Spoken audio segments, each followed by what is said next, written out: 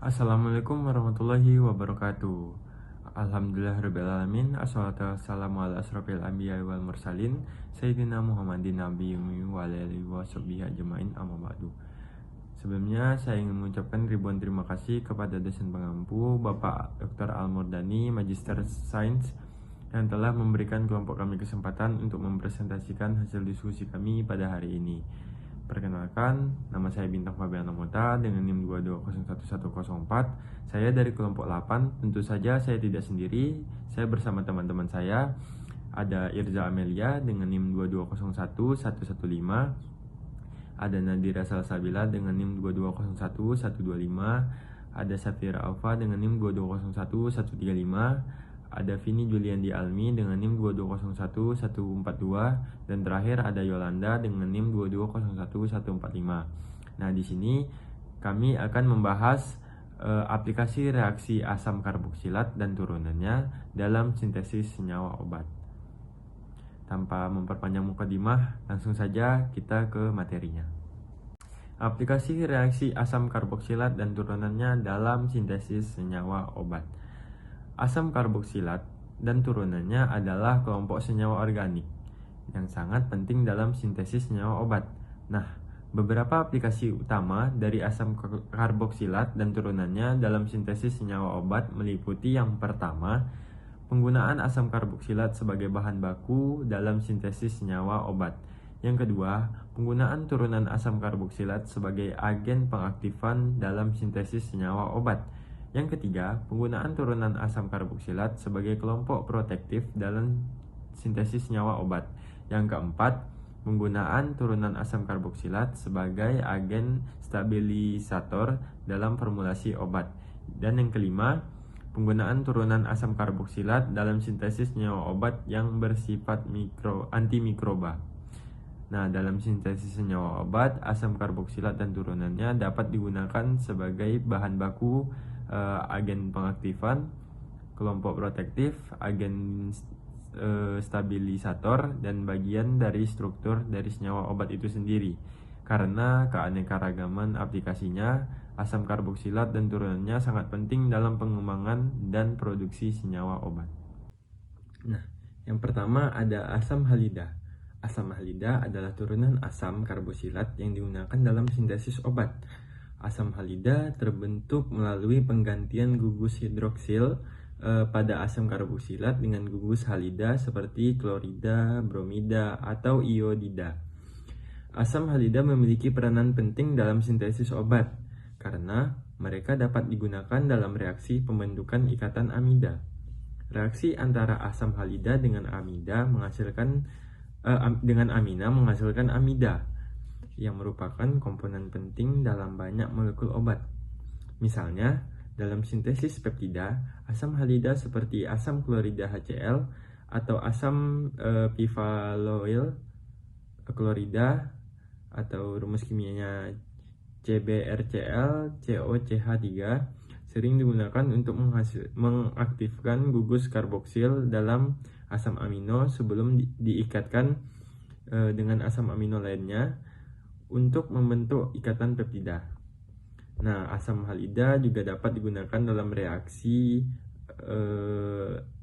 asilation, di mana mereka bereaksi dengan alkohol atau amina untuk membentuk ester atau amida yang dapat menjadi intermediate atau bagian penting dalam sintesis molekul obat. Nah, yang kedua ada asam anhidrida. Anhidrida adalah senyawa yang terbentuk dari reaksi antara dua molekul asam karboksilat. Dengan penghilangan air, mereka digunakan dalam sintesis obat untuk menghasilkan ikatan amida dan ester. Yang ketiga adalah ester. Adalah senyawa yang terbentuk dari reaksi antara asam karboksilat dengan alkohol.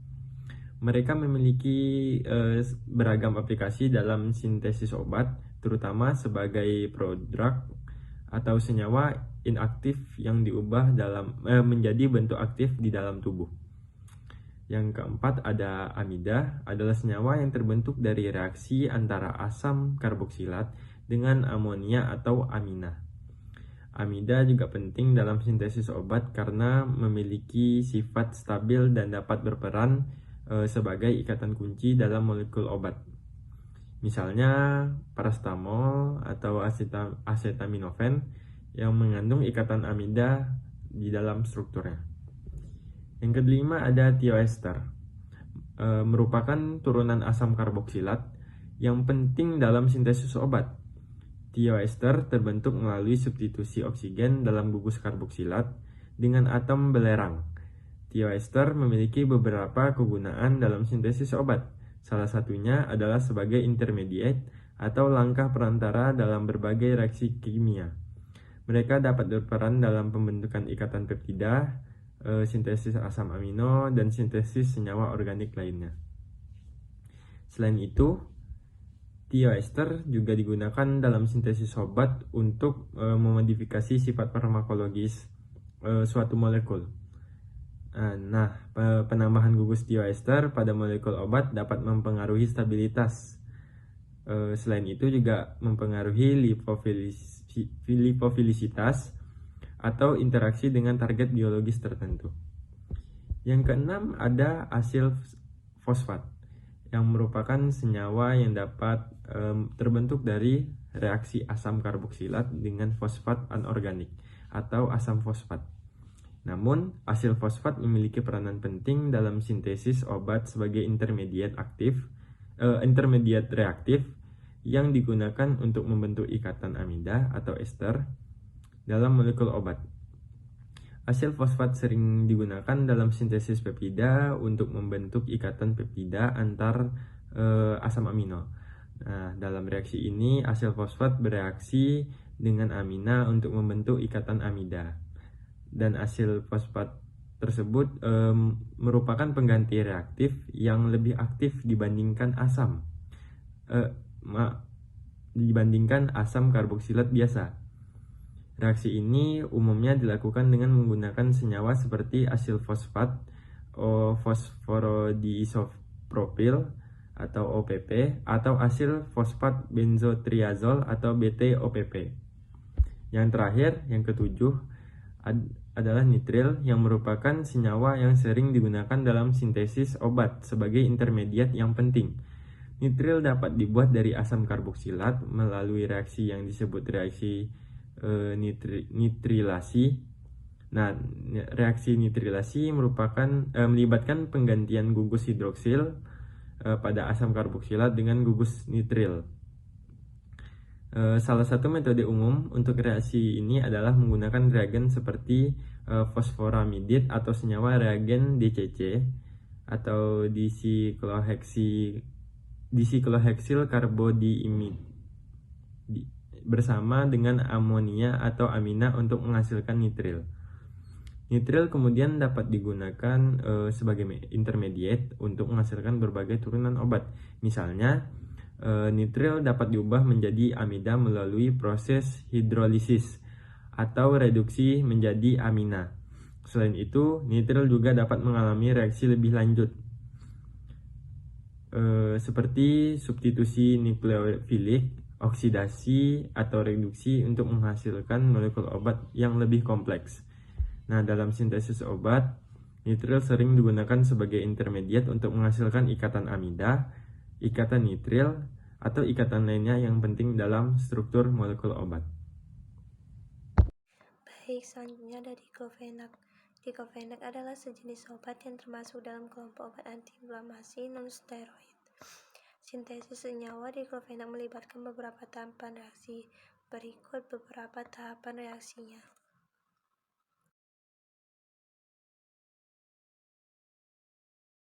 Baik, yang pertama, tahap pertama itu sintesis senyawa 2,6 diklorobenzoil klorid, di mana senyawa 2,6 diklorobenzoil klorid ini biasanya disintesis dengan mereaksikan asam 2,6 diklorobenzoik dengan dionyl klorid dalam kurung SOCl2 atau fosforus pentaklorid dalam kurung BCl5 dan pelarut organik seperti metanol atau diklorometana.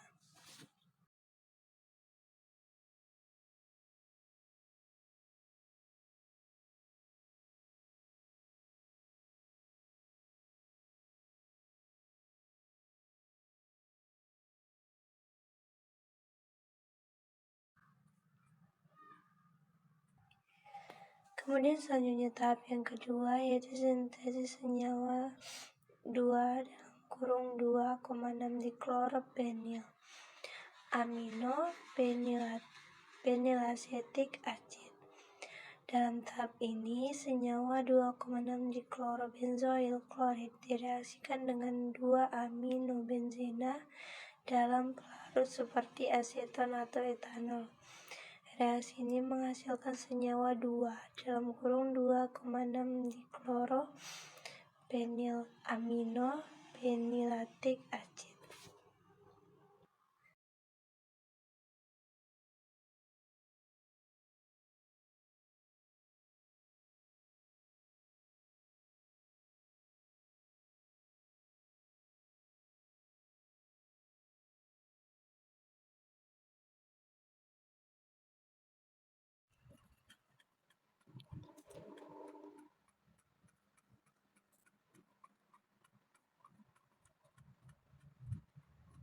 Kemudian tahapan yang terakhir yaitu tahap ketiga, di mana sintesis senyawa diklorofenak sodium,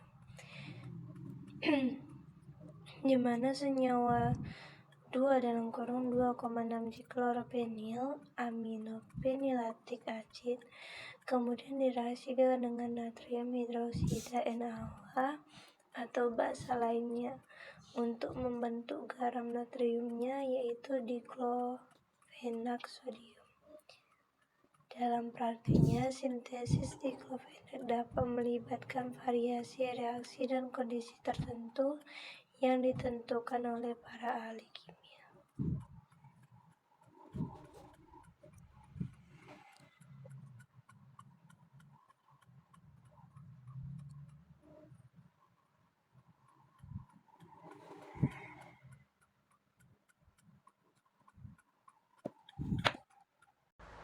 Baiklah, berikutnya yang kedua adalah asam anhidra, di mana contoh dari sintesis ini adalah piroksikam.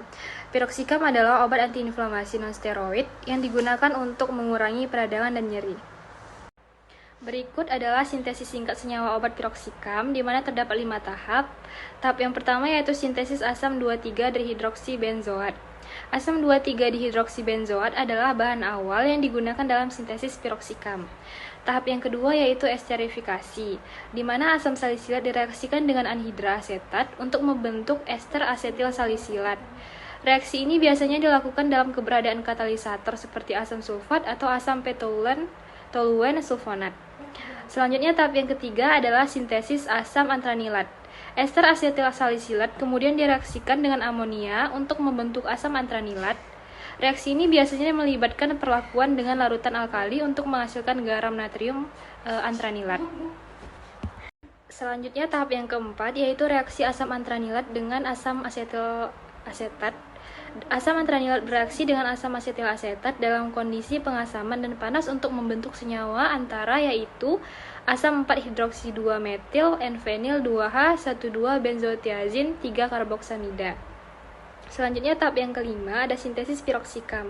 Senyawa antara yang dihasilkan dari langkah sebelumnya kemudian diubah menjadi piroksikam melalui beberapa tahap reaksi kimia yang kompleks seperti oksidasi, dehidrogenasi, dan siklisasi. Tahap-tahap ini melibatkan penggunaan berbagai reagen dan katalisator untuk menghasilkan produk akhir yaitu piroksikam. Nah, yang tiga itu ada ester aspirin. Aspirin juga dikenal sebagai asetil salisilat, merupakan senyawa obat yang umumnya digunakan sebagai analgesik, antipiretik, dan antiinflamasi. Nah, sintesis aspirin melibatkan reaksi asetilasi asam salisilat dengan asam asetat anhidrat. Reaksi sintesis aspirin. Nah, untuk mekanisme yang terjadi pada reaksi sintesis aspirin yang pertama itu anhidrida asetat menyerang H+. Yang kedua itu anhidrida asam asetat mengalami resonasi. Yang ketiga, anhidrida asam asetat menyerang gugus fenol dari asam salisilat. Yang keempat, H+ terlepas dari OH yang berikatan dengan atom 0 pada anhidrat asam asetat. Yang kelima, anhidrasi asam asetat terputus menjadi asam asetat dan asam asetil salisilat. Nah, yang keempat itu ada amida, paracetamol. Nah, paracetamol juga dikenal sebagai acetaminophen yang merupakan obat analgesik atau biasa dikenal sebagai pereda nyeri dan antipiretik, itu penurun panas, yang banyak digunakan secara luas. Reaksi sintesis paracetamol bisa dilihat pada yang sudah tertera di gambar. Nah, yang kelima ada thioester captopril. Captopril adalah jenis obat yang termasuk ke dalam kelas inhibitor enzim konversi angiotensin atau ACE inhibitor. Nah, obat ini biasa digunakan untuk mengobati tekanan darah tinggi atau biasa kita kenal hipertensi, terus gagal jantung, dan mencegah kerusakan pada ginjal akibat diabetes. Nah, sintesis captopril melibatkan beberapa tahap atau langkah kimia. Yang pertama yaitu membuat prekursor. Sintesis dimulai dengan membuat prekursor bernama asam L2-mercaptropionat melalui reaksi antara asam 2-bromopropionat dengan natrium tiolat. Nah, tahap yang kedua, sintesis captopril. Prekursor asam L2-mercaptropionat kemudian direaksikan dengan isosianat atau benzena-nesulfonil-isosianat untuk membentuk cincin tiourea.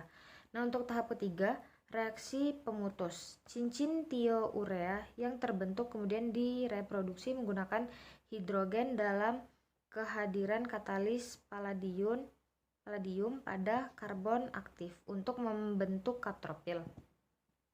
Nah, sintesis captopril itu melibatkan langkah-langkah yang rumit dan dilakukan dalam laboratorium yang tepat oleh para ahli kimia organik. Nah, dalam produksi komersial, sintesis captopril biasanya dilakukan oleh perusahaan farmasi yang mengikuti prosedur dan regulasi yang ketat untuk memastikan kualitas dan keamanan obat yang akan dihasilkan. 6. Asil fosfat. Salah satu contoh obat yang mengandung gugus asil fosfat adalah atazanavir.